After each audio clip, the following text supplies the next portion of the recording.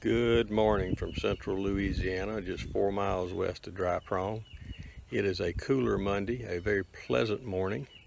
The wind is blowing just a little bit and we're expecting some rain today. But today's project is working on the shifter lever and hopefully mounting the weights on the rear wheel of the Farmall H. Alright, this morning I'm going to have to get these plugs out that I put in the other day. I bought a repair kit for this shifter lever, which has two what they call soft plugs on the end and a new pin and a new swivel pin for it. Only to find out either during my playing with it or whatever, I managed to get it stuck between two gears. There's first and reverse and it won't go. There's second, third, fourth, fifth.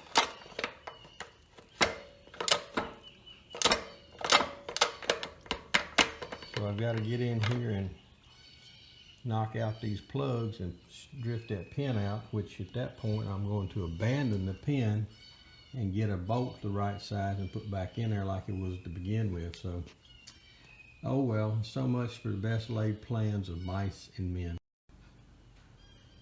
As always, I failed to make a before picture, but if you look down into this shifter tower, there are some rails down here, and right here where the tip end of this is going, I don't know if you can see it or not, but I'll leave it there to point. There is a, you can see the rails, there's one, actually there's 1, 2, 3.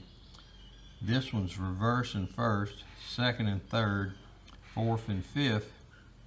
And what happened was this one was in gear, it was shifted back, and I was able to take a long screwdriver, a large screwdriver, and just catch this and give it a little bump.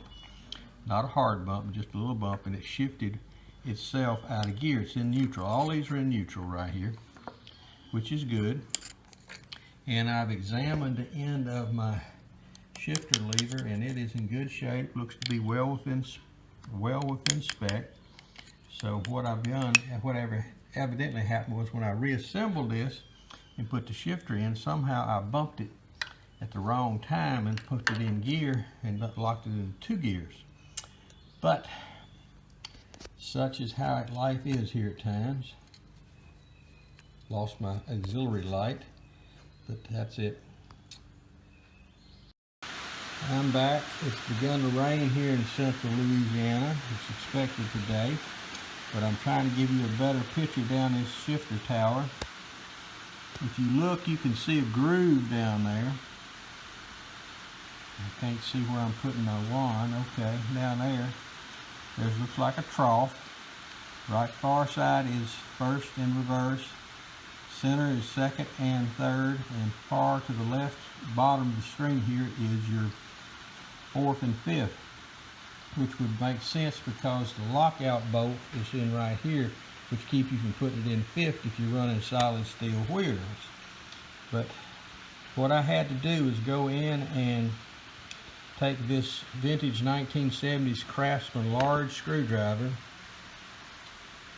and insert it down in here in this slot right here at the top of toward the top of the screen. It was over here to the right. And I just got a hold of it with that screwdriver, just kind of slid it in there and wedged it against the side of the tower, and it popped right on over. So again, as I said earlier, I figure what's happened here is when I was reassembling this shifter tower, I got a little too rambunctious, and I knocked that into gear and froze it out, and once it's out like that, you can't get the shifter lever back in, because this little tongue is what drops into that trough and moves it back and forth. Of course, you've got a universal swivel right here that goes up and down like this, and then around and around, and it slides back and forth so you can jump between your gears. So anyway, enough said. Hopefully I've got it back together now. I just got to reassemble it and see if it actually works right. All right, now the acid test. First, reverse, second, third, well, I missed second, third, there's fourth, fifth. First, that's reverse, first, second, third, fourth, fifth. Look at that, it works somewhat like it's supposed to. Put it back in neutral. One of the things that kind of triggered me that I had problems was one, I couldn't shift it into gear there in the first or reverse. But when I was trying to mount, but take the bolts off this other hub, I had it jacked up and I was rotating the left tire forward, and this rear hub was rotating backwards, which is a symptom of having it stuck in two gears. So it looks to be clear now, so hopefully I won't have to repeat this process.